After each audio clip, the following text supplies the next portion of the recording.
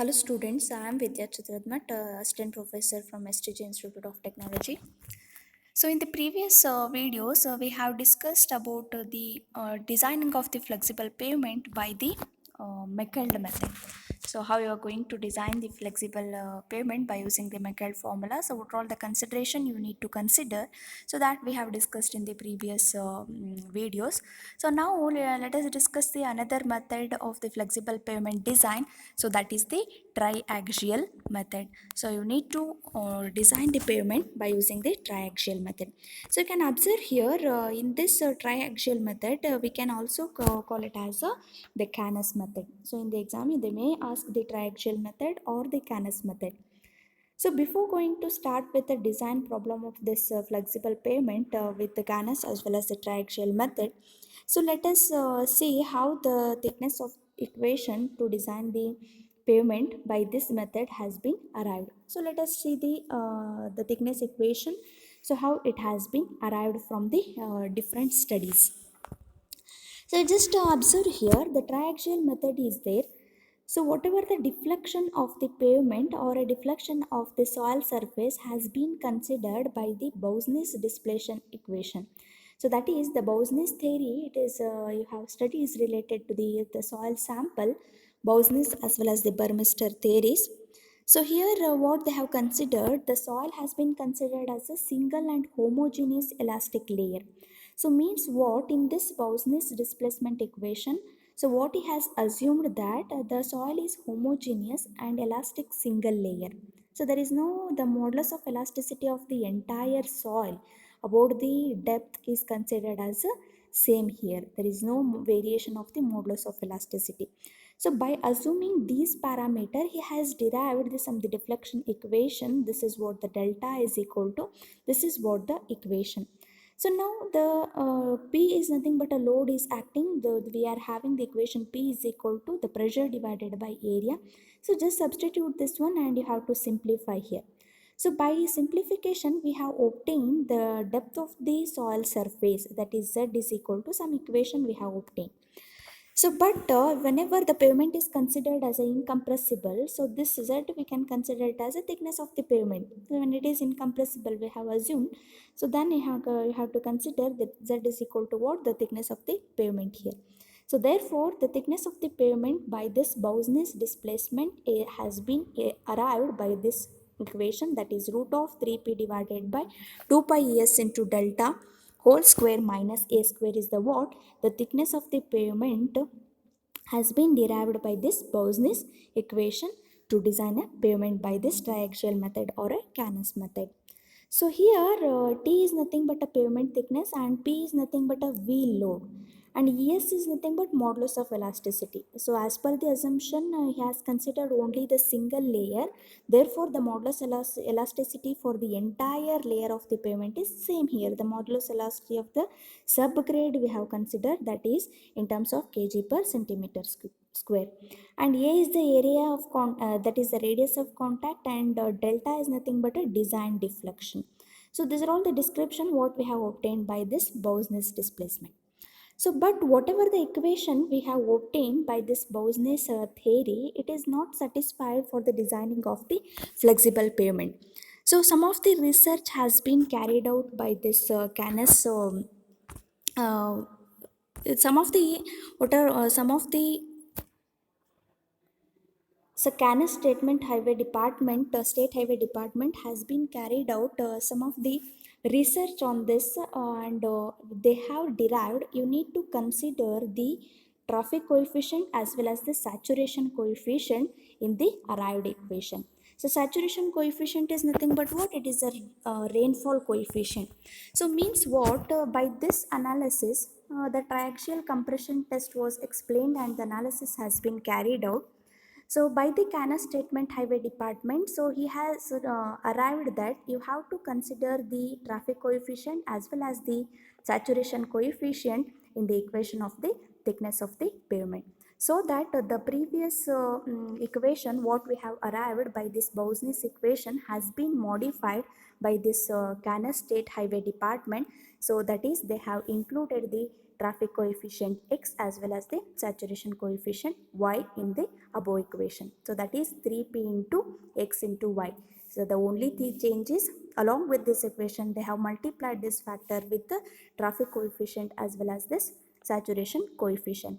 So this is what the equation which is arrived by this Kansas State Highway Department.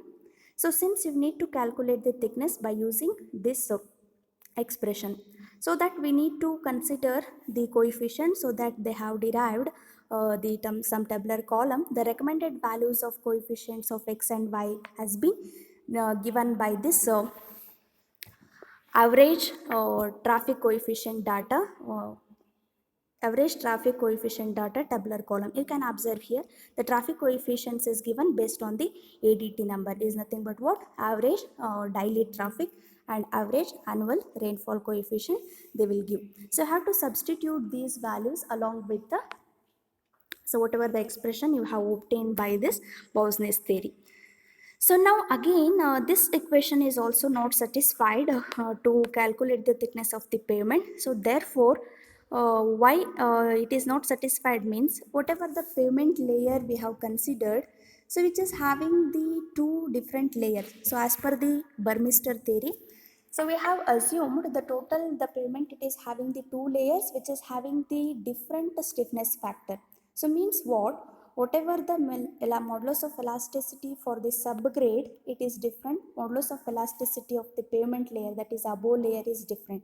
So we are having the different variations of the modulus of elasticity for this both the layers.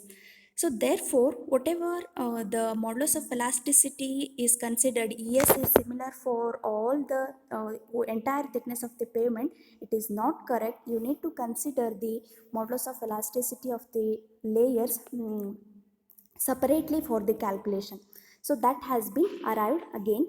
If the pavement of a subgrade is considered as a two layers, stiffness factor is also introduced, but that is stiffness of the above layer is different and stiffness of the subgrade is also different, so that you have to consider both the values, that is ES and EP, you need to introduce in the derived expression. So ES is nothing but a modulus of elasticity of the subgrade, and EP is nothing but what? It is a modulus of elasticity of the pavement layer.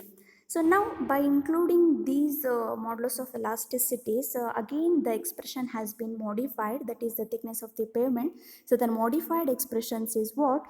So for this entire term we have multiplied with the ratio of modulus of elasticity of the subgrade as well as the pavement surface. So this is what the final equation what we have used to find out the thickness of the pavement by this triaxial method or a Canas method. So you can observe here. So what happens? The first initially the thickness of the pavement has been arrived by considering the Bouwsnes theory. Clear? So after that Bouwsnes theory, so it is not satisfied because we need to consider the rainfall as well as the traffic coefficient. Then it has been again modified by the Kansas State Highway Department. So again this is also not satisfied, so that we have to introduce the different modulus of elasticity, that is the stiffness factor you need to consider in this equation. Again it has been modified. Finally we have obtained, that is thickness of the pavement. So this is the expression we have used to find out the value of the thickness of the pavement by the Canas method. So here some of the relation has been arrived, that is it is relation between the thickness as well as the modulus of elasticity. Since we have considered the two layers, so therefore we are having the T1 and T2 of the different layers as well as the modulus of elasticity of the corresponding layers has been considered here. So this is what the expression how we have arrived to design a flexible pavement by this triaxial or a Canas method. So let us see the one of the problem or how to design this pavement by this Canas method. So you can observe here the design a pavement section by triaxial method. It is given. It is triaxial method is also same and the Canas method is also same. Both are the same. So they have given the V load is nothing but a P, and they have given the radius of contact area. Radius of contact area, it is nothing but small letter a. And the traffic coefficient X is given, rainfall coefficient y is given, deflection factor is given, design deflection is given, and modulus of elasticity of subgrade es is also given, modulus of elasticity of the base course is given. So these are all the given data. So now you need to design the pavement by using this triaxial method. So for the final equation, what we have obtained by the analysis is equal to this equation what we have obtained.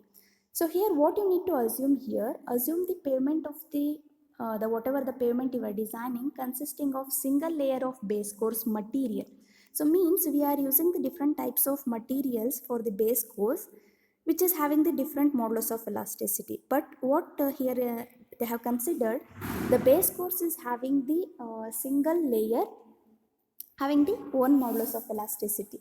One modulus of elasticity. The pavement thickness is given by analysis. We are having this pavement thickness. You just refer this expression.